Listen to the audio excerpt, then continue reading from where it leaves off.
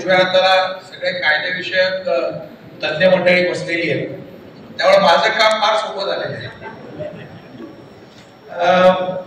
सगळ्यात पहिल्यांदा तुमच्या सगळ्यांचं अभिनंदन, कारण वर्षानुवर्ष तुम्ही हाऊसिंग सोसायटीचे पदाधिकारी आहात, ज्याला आपण लष्कराच्या भाकऱ्या भाजणारी लोक म्हणतो, अशा प्रकारचं काम तुम्ही करता.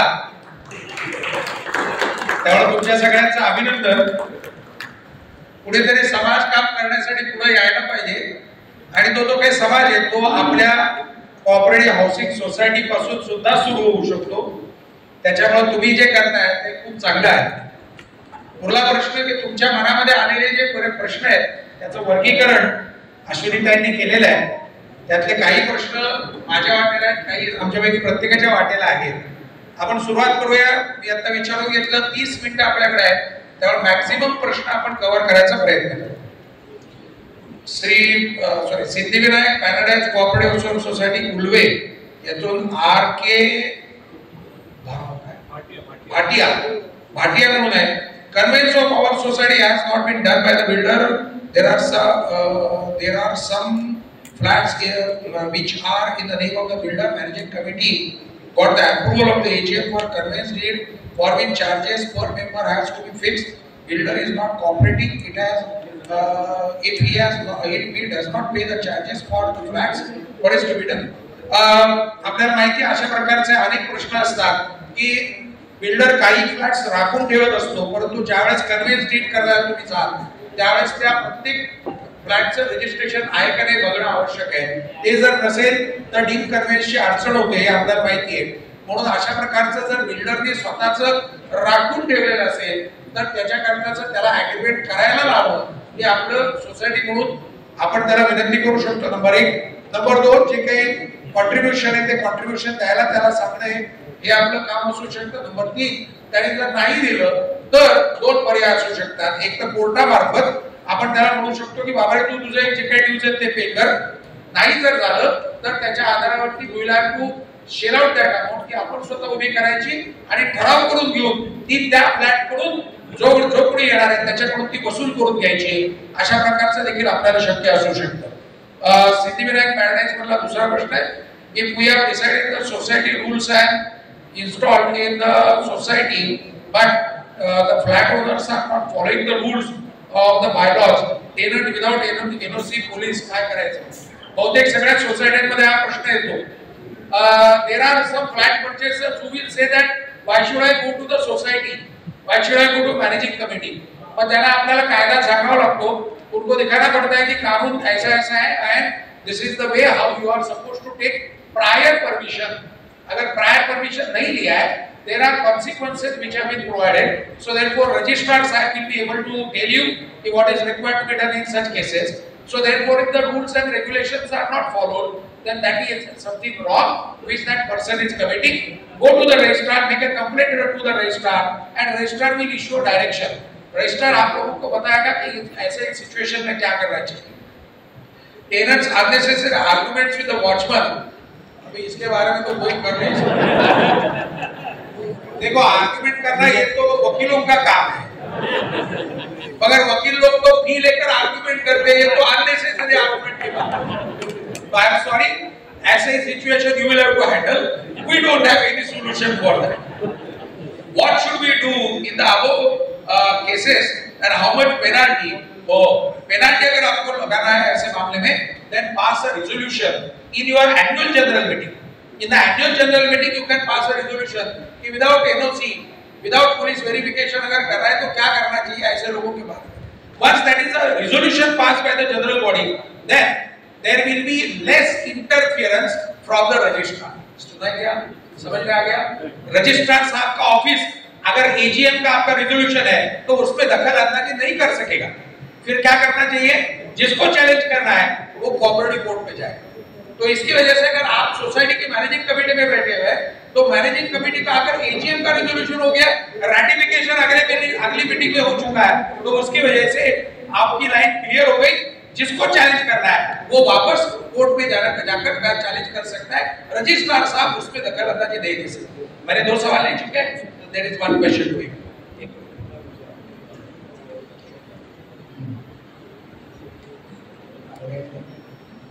एकदा रेसिडेन्सी तर हा टेंडर प्लॉट असेल आणि फक्त लीज डीड झाले असेल तर त्या सोसायटीने डीम्ड कन्व्हेन्स किंवा कन्व्हेन्स डीड करावे लागते की नाही?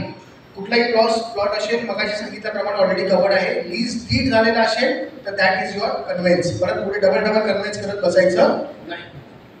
एग्रीमेंट टू लीज झालेला असेल तर डेफिनेटली लीज डीड करणं गरजेचं आहे.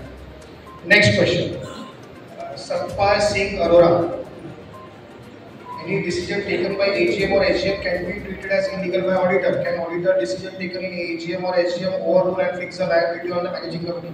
Sir, any decision taken in the cooperative housing society, whether it may be general body meeting or the managing committee, if it is not as per the process of law, that is Act, rules and bylaws, definitely any member has a right to challenge that decision.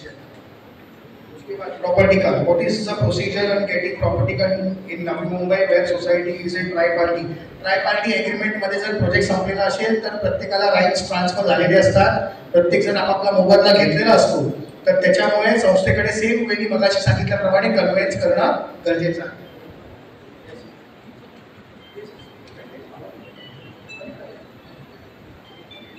स्वयं पुनर्विकासासाठी ज्या NOC लागतात त्या न लाच देता कशा आणि NOC साठी पैसे कसे? सर, ज्या संस्थेचं मगाशी उदाहरण दिलं चेंबूरच्या, त्या संस्थेला तुम्ही भेट द्या. त्यांनी ठराव पास केलेला आहे की जर 1 रुपया कॅश मध्ये कोणी दिला तर तो सेक्रेटरीच्या खिशातनं जाणार. आणि त्यांनी 2 वर्षामध्ये 6 अप्रुव्हल्स मिळवलेले आहेत आणि 6 अप्रुव्हल्स मिळून 4 कोटी रुपये प्रीमियम भरलेला आहे. या 6 अप्रुव्हलच्या 2 वर्षामध्ये त्यांना आलेला खर्च 5,000 रुपये कन्व्हेन्सचं भाडं आणि अप्रुव्हल्स डेव्हलपरच्या फास्ट प्रमाणामध्ये मिळवलेला आहे. त्यामुळे स्वयं पुनर्विकासामध्ये ज्यावेळेला तुम्ही जाता त्यावेळेला प्रत्येक अधिकाऱ्याला हे कळतं की हे लोक आपल्यासाठी विकास करत आहेत. तर तिथे अशा प्रकारच्या कुठल्याही विषयाचा प्रश्न येत नाही. चेंबूरच्या सोसायटीचं नाव काय? उपप्रश्न विचारायला परवानगी नाही. ना खाऊंगा ना खाणे दूंगा आपण ऐकलंय. ना खाऊंगा ना खाणे दूंगा आपण ऐकलेलं आहे. आता त्या लाईन वरती आमचा वकिलांचा अनुभव सांगतो. आमच्याकडं क्लायंट येतो, सर आपकी फी जो ना उसमें जरा कंसेशन दीजिए. अरे बाप रे. The second sentence he said, sir वो सरकारी वकील साहब है ना उनका जरा देख लो. तीसरा सेंटेंस पहिलं वाक्य की डिस्काउंट द्या मला, दुसरं वाक्य त्या सरकारी वकिलांचं काय जे असेल ते बघा. तो जज साहब का वो सेटिंग हो सकता है. सहकार भारतीच्या व्यासपीठावरती बसलेले माझे सगळे बहीण भाऊ इथे बसलेले आहेत ना, वी आर व्हेरी प्राऊड. आम्हाला अभिमान आहे की आम्ही त्यांना सांगतो असं आमच्या व्यवस्थेत घडत नाही. एक नंबर 2 त्यांना सांगतो मी हे करणार नाही. आणि नंबर 3 या उपर जर तुम्हाला वाटत असेल तर तुम्ही ब्रीफ घेऊन दुसऱ्या माणसाकडे जा. अभिमानाने सांगतो आमच्यापैकी प्रत्येकाकडे एकही ब्रीफ परत गेलेलं नाही. गोष्टी सरळ सुद्धा होऊ शकतात. आपल्याकडच्याच काही थोर लोकांनी सांगितलेले सरकारी कर्मचाऱ्यांना आणि आपल्याला सगळ्यांना सवय लागते की येणाऱ्या पगारामध्ये घर चालतं. काही गरज नाहीये टेबलाच्या खालतून किंवा टेबलाच्या वरतून किंवा मागच्या आधाराने करण्याची काही गरज नाही. आपल्याला जेवढं मिळतं तेवढं उत्तम चालतं. आपल्या गरजा फार कमी आहे आणि म्हणूनच उर्वरित जग आपल्याकडे अत्यंत आदरानं बघतं. कारण आपला जो मध्यम वर्ग जो आहे ना त्याच्यातून आपण सगळे आलेलो आहोत, त्या मध्यम वर्गाची जी ताकद आहे ती ताकद ही आहे की आम्ही वेळवाकडे करत नाही, लोकांनी पण वेळवाकडे करता कामा नये. त्यामुळे जर लाच घेऊन जर का कोणी करत असेल तर आपण ते करायचं नाही. अशोक खानापूरकर पारिजात सोसायटी. शेअर सर्टिफिकेट लॅमिनेट केले असल्यास काय करावे? नवीन सभासदांची नोंद कशी करावी? डुप्लिकेट शेअर सर्टिफिकेट देऊ शकतो का?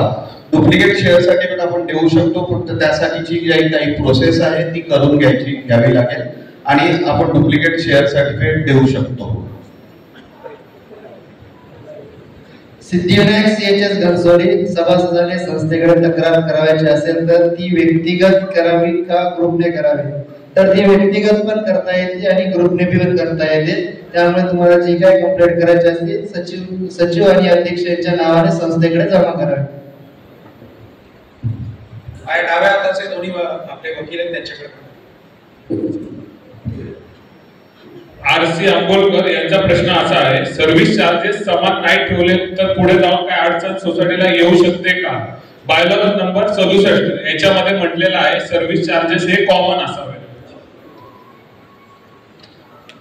पवारांचा प्रश्न आहे, आम्ही मेंटेनन्स गोला करतो आणि सोसायटीची कामे करतो म्हणजे खर्च करतो आणि सोसायटीला दाखवतो, तर ऑडिटर नेमला नाही तर काय कारवाई होऊ शकते? याचं उत्तर त्या सोसायटीला नक्कीच ऍडमिनिस्ट्रेटर लावतील पाटील साहेब.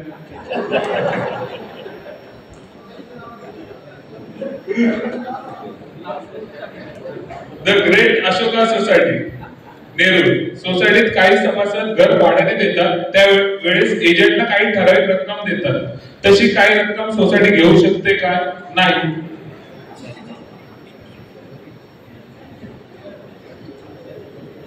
काही सभासद कमिटीकडे तक्रार या अडचणी न कळवता रजिस्ट्रारकडे जाणीवपूर्वक फक्त कमिटीला त्रास देण्यासाठी, कमिटीला अडचणीत आणण्यासाठी थेट रजिस्ट्रारकडे तक्रार करतात. कमिटीला राजीनामा द्या सांगतात. त्यावर काय करावे लागेल? जर तुमचं कामकाज छान असेल तर एकाने तक्रार केली म्हणून रजिस्ट्रार करणं हा सहकार आहे.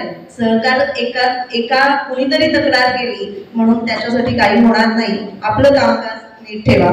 Can society conduct internal audit, and for that what is the process? Does bylaws has provision of any such audit? Any qualification is required for member asking internal audit? नक्की करावं. ऑडिटर स्टॅच्युटरी ऑडिटला जाण्याच्या आधी जर आपल्या संस्थेतलं कामकाज आपलाच कोणीतरी एखादा बाबंद असेल, तो अकाउंट्स मध्ये तज्ञ असेल, तर तो आपलाच पैसे आहेत ना सगळे. ही कोणती प्रॉफिट ऑर्गनायझेशन नाही, नॉन प्रॉफिट ऑर्गनायझेशन आहे. आपल्या पैशाचं नियोजन कसं व्हावं याच्यासाठी नक्की इंटरनल ऑडिटर असावा संस्थेमध्ये, आणि इंटरनल ऑडिट झाल्यानंतरच आपण स्टॅच्युटरी ऑडिटकडे ते काम द्यावं. सोसायटीतील काही सदस्यांनी गॅलरी, प्लॉट, बेडचे पुनर्बांधकाम करून हॉलचा क्षेत्रफळ वाढवून घेतले आहे. सदर बाबत इतर एका सदस्याने पनवेल महापालिकेला तक्रार केली आहे व महापालिकेने सोसायटीला नोटीस दिली आहे. याबाबत कायदेशीर सल्ला द्यावा. त्या प्राधिकरणाचं काम आहे, त्यांनी प्राधिकरणाने केलेलं आहे, महापालिकेने त्यांना नोटीस दिलेली आहे. पण अशा पद्धतीत संस्थेची नियमावली खूप कडक स्वरूपात असेल तर सभासद अशा पद्धतीत काम करणार नाही. एक छान प्रश्न आलेला आहे, नाव नाही लिहिलेलं त्यांनी, वरती लिहिलंय नमस्कार छान कार्यक्रम माझा प्रश्न असं म्हणून एक मोठा प्रश्न लिहिलाय आणि खालती एक सोसायटी लिहिली. काही लोकांना आपली नावं सांगायची नसतात, त्यातले हे साहेब असावेत किंवा साहेबीन असावेत असा अंदाज आहे. त्यांचं म्हणणं असे, डेव्हलपर आणि लँड ओनर याच्यात वाद चालू आहे, कोर्टात केस आहे, 50 ग्राहक आहेत, 9 वर्ष झाली, ताबा मिळाला नाही, बिल्डिंग तयार आहे, सर्व ग्राहकांनी सोसायटी रजिस्टर केली, त्यानंतर डीप कन्व्हेन्स केलं.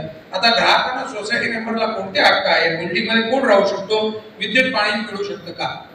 मुळात ताबा नाहीये म्हटल्यानंतर खरं पाहता तर तुम्ही ताब्याकरता भांडलं पाहिजे. ताब्याकरता भांडायचं असेल तर त्याच्याकरता ग्राहक मंच किंवा ग्राहक आयोग हा एक पर्याय असू शकतो. रेरा नावाचं जे मंच आहे त्यांच्याकडे तुम्ही जाऊ शकता. याच्या व्यतिरिक्त आता जर ती बिल्डर जर कंपनी जर असेल तर त्या कंपनीच्या बाबतीमध्ये देखील आपल्याला एनसीएलटी मध्ये जाणं शक्य असू शकतं. या 3 माध्यमातून आपल्याला करणं शक्य आहे. आणि ताबा न मिळाला तर विद्युत पाणी आणि हे कनेक्शन मिळू शकणार नाही. तुम्ही बिल्डिंग मध्ये राहू शकता का? तर बिल्डिंग पूर्ण झालेली जर असेल तर त्याच्यामध्ये तुम्हाला ऑफिशियल तुम्ही ताबा घेऊन मग आतमध्ये जाणं आवश्यक आहे. कारण जर तुम्ही जर का उसी नसलेल्या बिल्डिंग मध्ये जर का राहायला गेला तर आताच्या प्रचलित कायद्याप्रमाणे तुम्हाला वॉटर चार्जेस, प्रॉपर्टी चार्जेस याच्यामध्ये वाढीव दरानं तुम्हाला बिल येऊ शकतं. या भागामधला जो प्रश्न आहे तो विशेष करून माझ्याकडे अश्विनीताईने दिला. विमानतळ प्रकल्प बाधित सेक्टर मध्ये कन्व्हेन्स डीड होत नाहीत असे बोलतात. जसे sector number R3, R4, R3, R4 त्याचे कन्व्हेन्स डीड होतो काय? निनावी आहे, परंतु हा प्रातिनिधिक स्वरूपामध्ये घेऊया. कन्व्हेन्स डीड व्हायलाच पाहिजे, काहीच अडचण नाही. कुठला प्रश्न की एक प्रोजेक्ट अफेक्टेड पर्सन आहे म्हणून तुम्हाला मिळणार नाही असं का बरं? असं आहे शेवटी की तुम्हाला जे काही दिलेले आहेत ते तुमचे त्या ठिकाणचे असणारे जे काही अधिकार आहेत त्याच्या बदल्यामध्ये हे दिलेले आहे. म्हणजे तुम्ही विकत घेतलंय का? नाही विकत घेतलं. सर्वसाधारण आपण काय म्हणतो की आमचं सेलडीने मी पैसे दिलेले म्हणून मला मालकी मिळाली पाहिजे. परंतु ज्यावेळेस तुम्ही तुमचे रहिवासाचे अधिकार, या ऑक्युपन्सी राईट्स हे तुम्ही त्या संस्थेला दिले आणि त्याच्यामुळे तुम्ही प्रोजेक्ट अफेक्टेड झालेला आहात, प्रकल्प बाधित झालेला आहात आणि म्हणून तुम्हाला तिथून उचलून दुसरीकडे ज्यावेळेस तुमचं पुनर्वसन केलं जातं त्यावेळेस तुम्हाला जे अधिकार मिळणार आहेत त्याच्यामध्ये आणि आमच्या कॉमन माणसाचे अधिकार याच्यात काही फरक नाही. त्यामुळे हे होऊ शकतं, फक्त थोडेसे नियम जरा जास्त लागू शकतात, त्याचा कंप्लायन्स जरा जास्त असू शकतो. त्यामुळे घाबरण्याचं काही कारण नाही. जरी तुम्ही प्रोजेक्ट अफेक्टेड असाल तर देखील करता येऊ शकतं. बक्षीसपत्र किंवा रक्ताच्या नात्यामध्ये घर हस्तांतरित करण्यासाठी हस्तांतरण शुल्क किती घ्यायचे? हस्तांतरण शेअर ट्रान्सफर फी 500 रुपये आणि प्रवेश फी 100 रुपये. ट्रान्सफर प्रीमियम यात घेता येत नाही.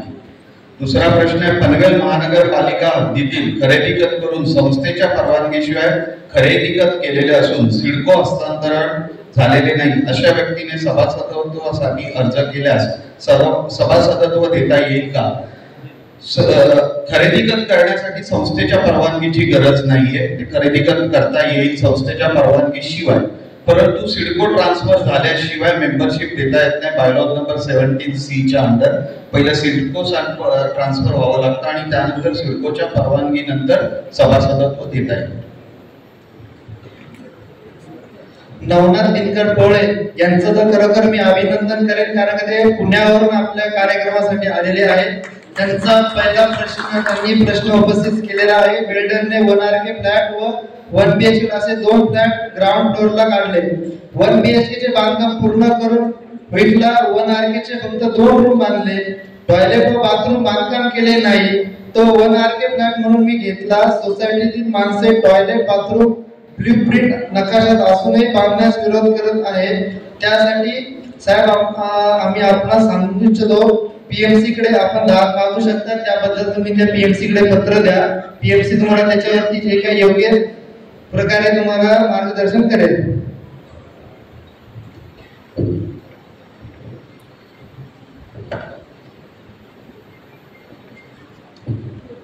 CHS बँक सोसायटी अकाउंट संदर्भात प्रश्न आहे सरांचा. बँकेमध्ये KYC साठी जर सोसायटीचे नावे जर पॅन कार्ड असेल तर चेअरमॅनचे स्वतःचे, सेक्रेटरी आणि खजिनदार यांचे स्वतःचे पॅन कार्ड देतो. हे बँकेत आवश्यक आहे का? बँकेत KYC नसेल तर त्यांचं अकाउंट खोलून मेंबरशिप ट्रान्सफर बिलद्वारे होऊ शकते का? त्यासाठी बिल प्रोबेट असणे आवश्यक आहे का? मेंबरशिप ट्रान्सफर बिलद्वारे होते आणि त्याचं प्रोबेट करणे पण आवश्यक आहे. रजनीश सिंग. मी पण साधा माणूस आहे, त्यामुळं याला आमच्या बांधवांना आठवण करून दिली की जो प्रश्न विचारणारा माणूस आहे त्याचं नाव आपल्याला घेणं महत्वाचं आहे, कारण त्या माणसामुळेच आम्ही इथे बसलोय. त्यामुळे पहिल्यांदा त्याचं नाव घेऊया, सोसायटीचं नाव घेऊया आणि मग प्रश्न विचारणार Shri Nilesh Kolte, Siddhivinayak Splendor cooperative housing society. आमची इमारत ही 50-50 भागीदारीत 12% फ्लॅट धारक आहेत. सोसायटीची नोंदणी 22ला भाडेकरू भागीदारी संस्था या अंतर्गत असून सोसायटीचे कन्व्हेन्स डेट झाले नाही. प्रश्न असा आहे की आम्ही म्हणजे कमिटी शिल्लक पार्किंग कोणाला अलॉट करू शकतो का? कन्व्हेन्स झालं नाही तर जमिनीची मालकी तुमच्याकडे नाही, त्याच्यामुळे असं काही करणं.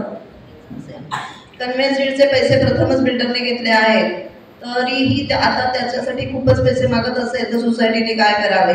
कन्व्हेन्स डेटसाठी पैसे बिल्डरला घेण्याची तरतूद नाही, ते दिलेत हे चूक झाली आहे. त्याच्यामुळे आता यापुढे काम करायचं असेल तर आपण चांगल्या तज्ञ वकिलांची भेट घेऊन आपण स्वतः ते पैसे खर्च करावेत, म्हणजे आपल्या संस्थेच्या कामी ते लागतील. सचिन सपकाळ, रवी रचना कोऑपरेटिव्ह हाऊसिंग सोसायटी कामोठे. बिल्डरने नियमाप्रमाणे सोसायटी रजिस्टर केलेली आहे.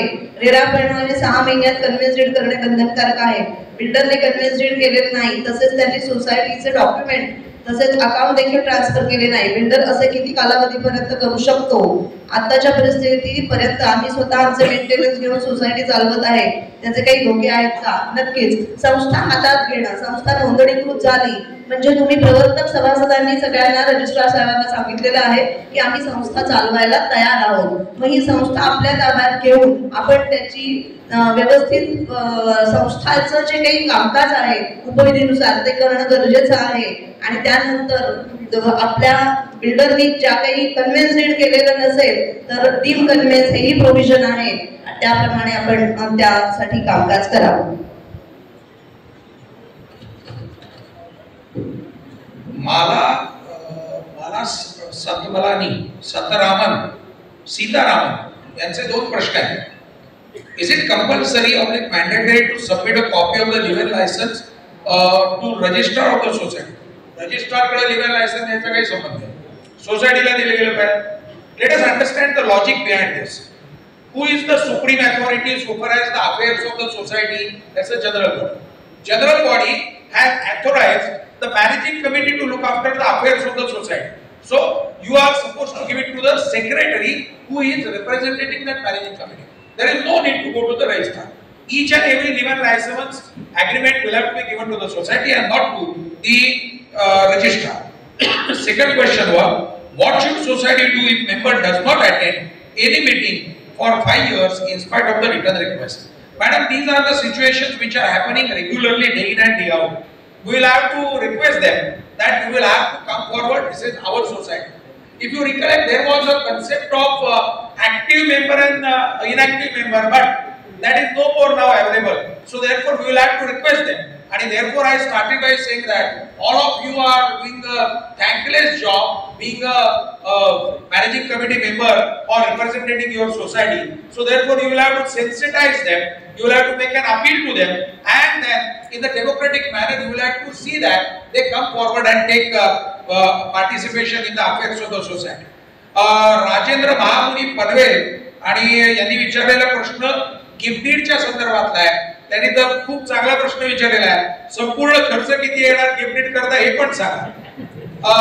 गिफ्ट डीडला 3 कंपोनेंट आपण म्हटले पाहिजे. कंपोनेंट नंबर 1 स्टॅम्प ड्युटी ही जी सरकारला जाणार आहे. नात्यामधला असेल तर त्याप्रमाणे त्याला स्टॅम्प ड्युटी मधून वेवर किंवा जर वेवर नसेल तर त्याप्रमाणे किती. नंबर 2 रजिस्ट्रेशन चार्जेस ते फिक्स असतात. आणि नंबर 3 त्या जो काही लिहिणारा करणारा वकील जो आहे किंवा वकिलाच्या ऐवजी जर आपण कोणाची जर दुसऱ्याची मदत घेणार असाल तर त्याची आपण आग्रह असा धरला पाहिजे की मला बायफर्केशन द्या. मला तुम्ही कुठल्या हेड खाती किती घेतात ते सांगा. लोक लमसम सांगतात. त्या लमसम मध्ये आपल्याला कळत नाही की आपल्याला टोपी घातलेली असते. त्यामुळं सगळ्यात सोपं साहेब स्टॅम्प ड्युटी किती आहे, तुमचे रजिस्ट्रेशन किती आहे आणि वकिलाचे किंवा तुमच्या करणाऱ्या माणसाचे चार्जेस किती असं विचारून घ्या. त्यातील मोर सिम्पल. हरीश चव्हाण आणि यांचा प्रश्न आहे 30 इयर्सचा नियम. म्हणजे असे बरेच प्रश्न आता याच्यामध्ये आहेत. 4 प्रश्न कॉमन आहेत की जे 30 वर्ष झालीत असतील तर बिल्डिंगला रिडेव्हलपमेंट करता येतं की नाही. ऑलरेडी आपण ते कव्हर केलेलं आहे. टॅक्स कमिटी वगैरे सगळं विश्लेषण तुम्हाला ऑलरेडी सांगितलेलं आहे. त्याप्रमाणे करून घ्या आणि तुम्ही देखील ते रिडेव्हलपमेंट करू शकता. नेक्स्ट क्वेश्चन जो आहे मोफा अंतर्गत 2016 मध्ये सोसायटीतील एकतर्फे मानवी हमी हस्तांतरण प्रकरण अच्छा हे प्रलंबित आहे. पाठपुरवठा करून सुद्धा देखील कारवाई होत नाही. तर पाठपुरवठा डबल स्पीडने करायचा. एक कॉमन प्रश्न असे 4 प्रश्न असे आलेले आहेत की लिकेजेस संदर्भातले. म्हणजे वरच्या फ्लॅटवरला खालच्या फ्लॅटमध्ये गळती होते तर त्यासाठी बायलॉ नंबर 45 to 48 मध्ये प्रोव्हिजन्स दिलेले आहेत. सोसायटी सेक्रेटरीकडे लेटर देऊन तुम्ही ते एन्फोर्स करून रिपेअर्स करू शकतो आपण. ती प्रोव्हिजन देखील आहे. आणि इव्हन कॉर्पोरेशन लेवलला देखील आपण कंप्लेंट करून बिल्डिंगचं स्ट्रक्चर त्याच्यामुळे धोक्यात येऊ शकतं ह्या पद्धतीने रिप्रेझेंटेशन करून देखील आतमध्ये आपण रिपेअर्स कंडक्ट करू शकतो. आणि बेसिकली त्या वरच्या मेंबरनी कोऑपरेट करणं गरजेचं आहे. आपल्यामुळे जर दुसऱ्याला कोणाला त्रास होत असेल तर कोऑपरेटिव्ह सोसायटीमध्ये आपण ते कोणी सांगण्याच्या अगोदरच करणं हे गरजेचं आहे हे लक्षात ठेवा. त्यानंतर एक प्रश्न आहे जो कॉमन आता आपण घेऊया की लीज डीड करता इंडेक्स 2 नसल्यास तसेच जुने बॉन्ड्स वरती ॲग्रीमेंट असल्यास काय. जसं डीन कन्व्हेन्समध्ये हा प्रश्न येतो की स्टॅम्प ड्युटीचा विषय ज्यावेळेला येतो की जुने ॲग्रीमेंट्स आहेत पण ते ॲग्रीमेंट्स रजिस्टर्ड नाही आहेत.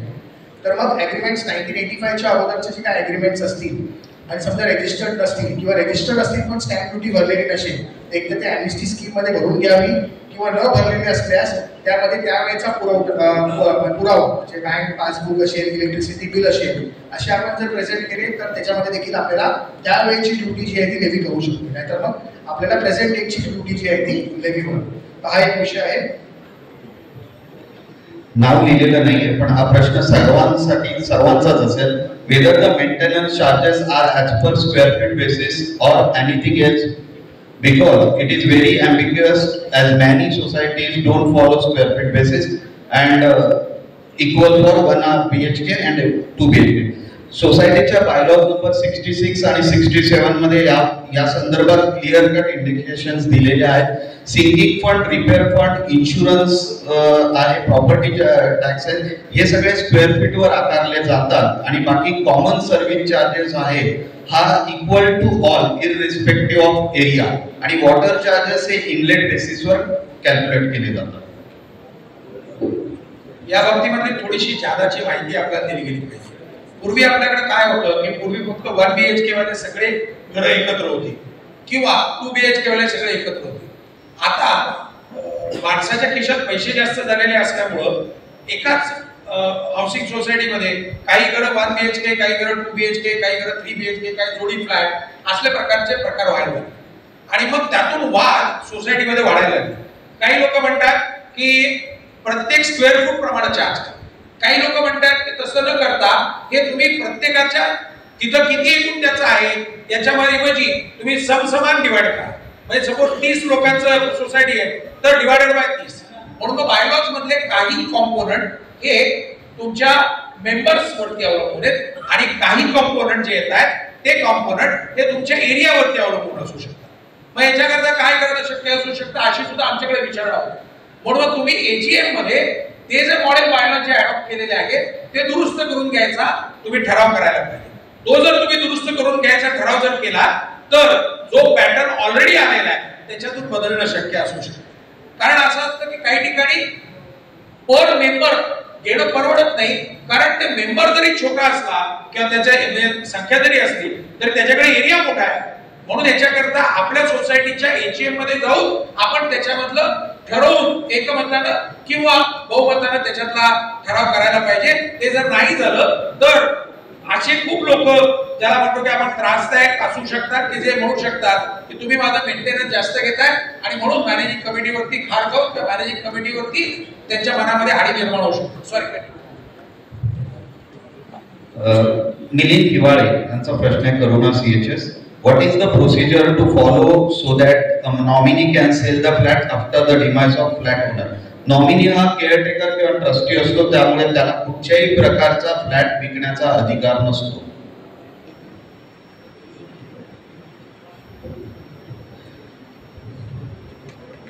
सुनील आचेकर, टाटा प्रेस सोसायटी यांचा एक आपल्याला प्रश्न आलेला आहे की सोसायटीमध्ये पाण्याचा गैरवापर तसेच अधिकचे पाणी वापरले जाते त्यासाठी आपल्याला काही जास्त चार्जेस लावता येतील का? त्याच पद्धतीने अजून एक सोसायटीचा सेम प्रश्न आहे बालाजी कृपा CHS सेक्टर 28 नेहरू. तर असा या प्रश्नावरती आपल्याला असं उत्तर मिळेल की टॅब वाईज आपल्याला चार्जेस लावता येतात. तुम्हाला सेपरेट मीटर लावायचे प्रोव्हिजन असेल तर तुम्ही लावू शकता पण तुम्हाला याच्यामध्ये जर कुणाला पेनल्टी वगैरे लावायचं असेल तर एजीएमचा तुम्हाला ठराव घ्यावा लागेल. तुमच्या एजीएम मध्ये त्या स्पेसिफिक विषयावर तुम्हाला ठराव घेऊन त्याच्यावरती निर्णय पास करून सर्वानुमते जो काही ठराव होईल त्यावरती तुम्ही तो अंमलात आणू शकता. धन्यवाद. तुलसी दर्शन कोऑपरेटिव्ह हाऊसिंग सोसायटी 20 मोरजे यांचा प्रश्न आहे डीप कन्व्हेन्स आणि कन्व्हेन्स डीड मध्ये फरक काय? डीप कन्व्हेन्स जेव्हा बिल्डर कॉपरेट करत नाही तेव्हा डीप कन्व्हेन्स केली जाते आणि बिल्डर जर सही करायला येणार असेल तर कन्व्हेन्स डीड केली जाते. त्यांचा परत दुसरा प्रश्न आहे डीप कन्व्हेन्स झाल्यानंतर लँड ट्रान्सफर सोसायटीच्या नावे होण्यासाठी काय करावं? डीप कन्व्हेन्स झाल्यानंतर आपल्याला लीज डीड करावे लागते सिडकोतून. मेंटेनन्स तिसरा प्रश्न आहे मेंटेनन्स चार्जेस कसे लावतात? प्रत्येक रूमवर का रूमच्या क्षेत्रफळावर? आपल्याकडे 67 बायलॉज प्रमाणे ते रूमच्या हिशोबाने आपल्याला जसं आता सांगितलं की 1 BHK असेल 2 BHK असेल इनलेट आउटलेट आणि total common expenses divide by all units या पद्धतीने करावं लागतं. प्रदीप तिवार ड्रीमवूड सोसायटी त्यांचा प्रश्न आहे थकबाकीदार सभासदांवर कोणती कारवाई केली पाहिजे? त्यांच्यावर बायलॉज प्रमाणे 154B 27 नुसार रिकव्हरीची कारवाई करता येईल. प्रश्न परवानगी नाही. प्रश्न खजिनदार श्री भाऊसाहेब येंदे प्रथमेश रेसिडेन्सी सहकारी गृहनिर्माण संस्था उल्वे नवी मुंबई. कमी संस्थेच्या म्हणजे 10 ते 20 सदस्यांच्या सोसायटीमध्ये सुद्धा इलेक्शन घेणे जरुरीचे आहे का? जर इलेक्शन घेण्यासाठी सदस्यच एकत्र येत नसतील, फॉर्म भरत नसतील, तर इलेक्शन कसे घ्यावे किंवा परिस्थितीमध्ये काय करावे? जर इलेक्शन न घेता एचएमच्या ठरावानुसार पास झालेली कमिटी ग्राह्य धरली जाते का? ई कॅटेगरीमध्ये वर्गीकरण केलेलं आहे छोट्या संस्थांचं. त्याच्यानुसार आपल्याला इलेक्शनची प्रोसेस करण्यासाठी इलेक्शन आपल्या संस्थेतल्याच कोणीतरी जाऊन इलेक्शनचं ट्रेनिंग घेऊन संस्थेतलं इलेक्शन संस्थेत होऊ शकतं. खरं बघायला घेतलं तर ह्याचा अवेअरनेस आपल्याच प्रॉपर्टीचा आपण वाढवला पाहिजे आणि असे इलेक्शन झाले पाहिजे. पण हे होत नसेल तर इलेक्शनचं शासनाने पॅनल पण केलेलं आहे. ई कॅटेगरीतलं जसं ऑडिटचं पॅनल आहे तसं इलेक्शनचं पॅनल आहे. ई कॅटेगरीतल्या लोकांकडून आपण निवडणूक निर्णय अधिकाऱ्यांकडून आपलं इलेक्शन करून घेऊ शकता. त्याच्यासाठी ई पॅनलची जी लिस्ट आहे ती वेबसाईटवर शासनाच्या उपलब्ध आहे. त्यातल्या इलेक्शन ऑफिसरची नेमणूक करून आपण आपल्या संस्थेचं इलेक्शन घ्यायचं आहे. इलेक्शन न घेता कामकाज केलं तर ते चुकीचं आहे.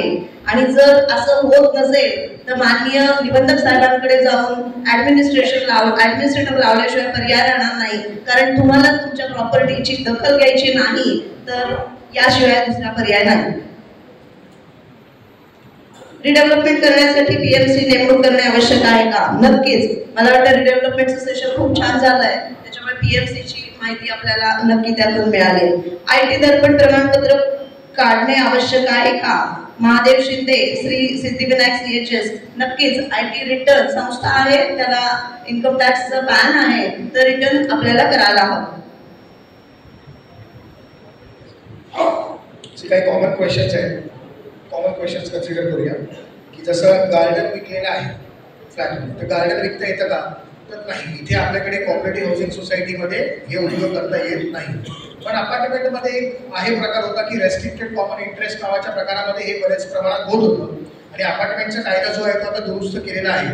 दुरुस्तीचा ड्राफ्ट जो आहे तो आपण टेंडर केलेला आहे. त्या ड्राफ्टमध्ये आपण ते देखील काढून टाकलेलं आहे. दुसरा विषय आहे निवडणुका, इलेक्शन्स. बरेच प्रश्न असे आहेत की हात वर करून इलेक्शन घेता येईल का?